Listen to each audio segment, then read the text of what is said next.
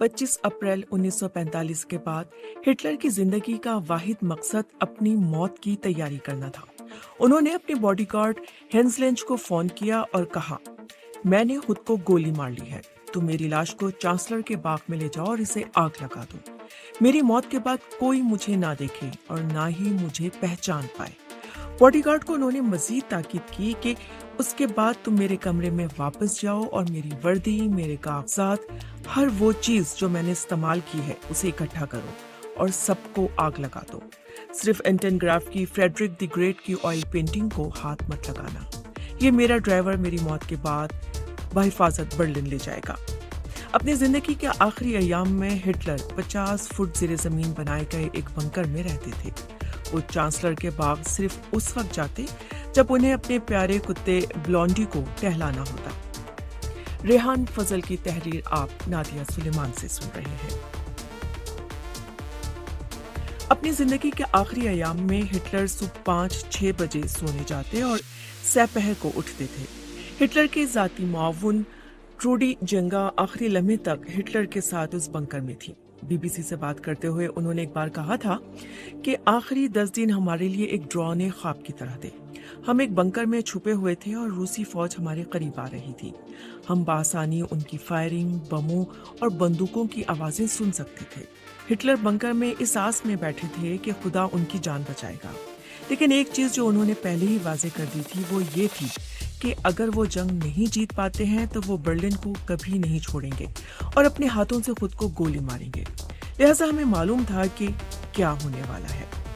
जब 22 अप्रैल 1945 को हिटलर ने हम सबसे कहा कि तुम लोग चाहो तो बर्लिन छोड़कर जा सकते हो, उनकी गर्लफ्रेंड एवा ब्राउन ने सबसे पहले कहा कि तुम जानते हो मैं तुम्हें छोड़कर नहीं जाने वाली, मैं यहीं रहूंगी।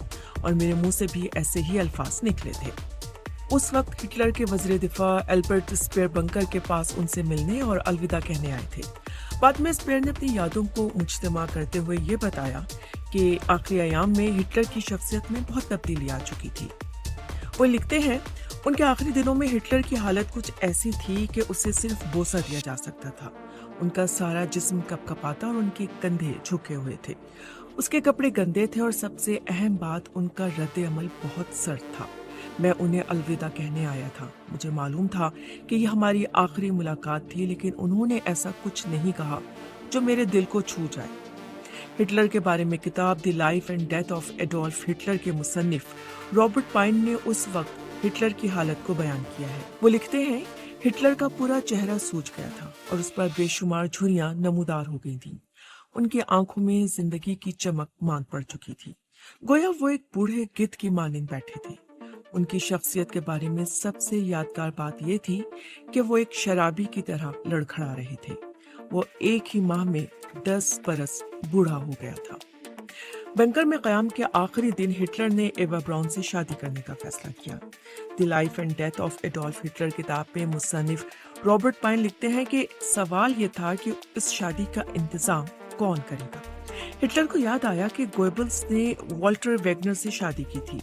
अब मसला ये था कि उसे कहाँ ढूंढा जाए। एक सिपाही बड़ी मुश्किल से उनके आखिरी खुतबे के साथ उन्हें हिटलर के बंकर पर लाया था, लेकिन वो उनकी शादी का सर्टिफिकेट अपने साथ लाना भूल गए थे।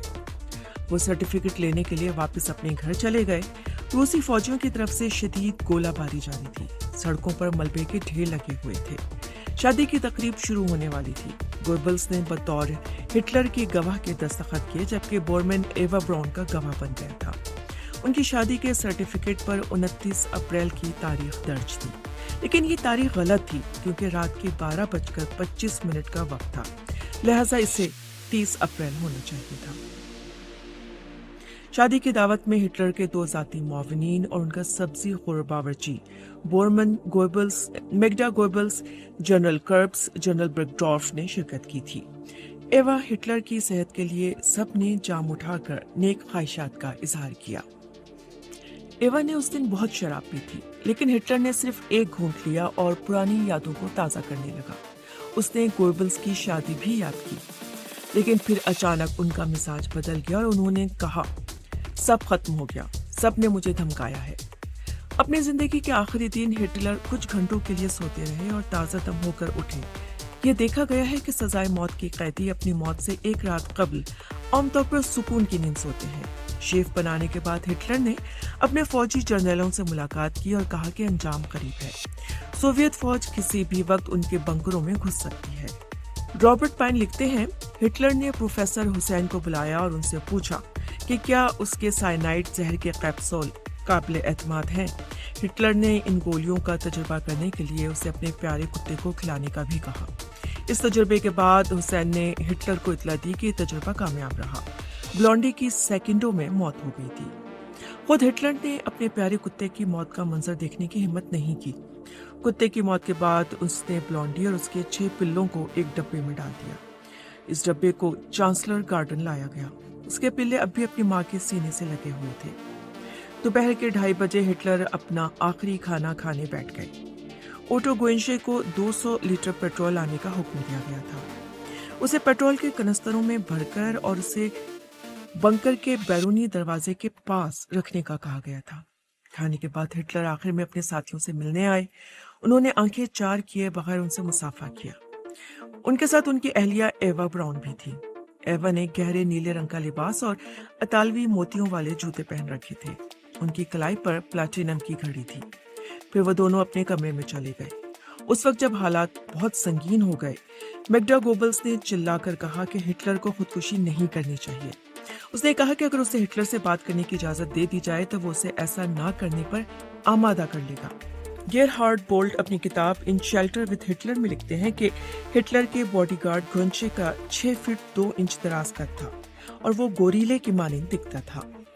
میگڈا ہٹلر سے ملنے پر اتنا اصرار کر رہے تھے کہ گونچے نے دروازہ کھولنے کا فیصلہ کیا۔ باڈی گارڈ نے ہٹلر سے پوچھا، کیا آپ میگڈا سے ملنا پسند کریں گے؟ ہٹلر نے کہا، میں کسی سے نہیں ملنا چاہتا۔ ایوا وہاں موجود نہیں تھی۔ شاید وہ باتھ روم میں تھی کیونکہ اندر سے پانی کی آواز آ رہی تھی۔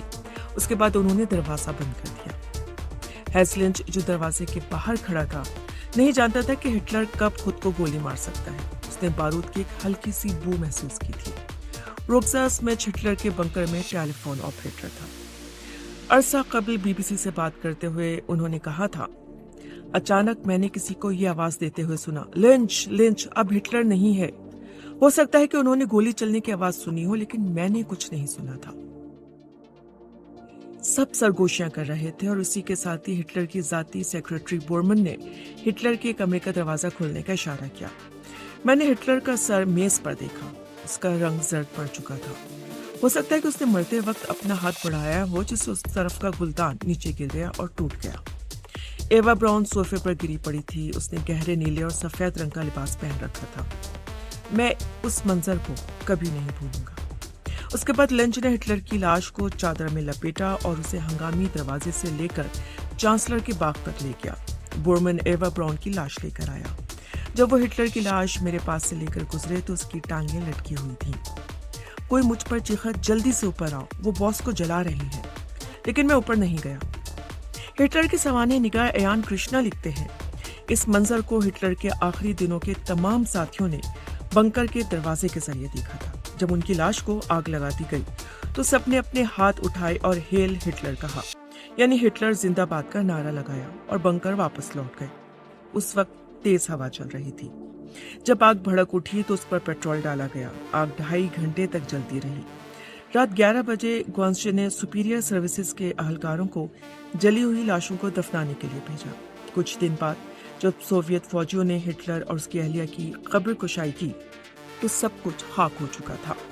صرف کچھ دانت ملے تھے اور ایک شخص جو سن 1938 کے بعد سے ہٹلر کے دانتوں کے ڈاکٹر کے ساتھ کام کر رہا تھا، اس نے تصدیق کی کہ یہ دانت ہٹلر کے ہیں۔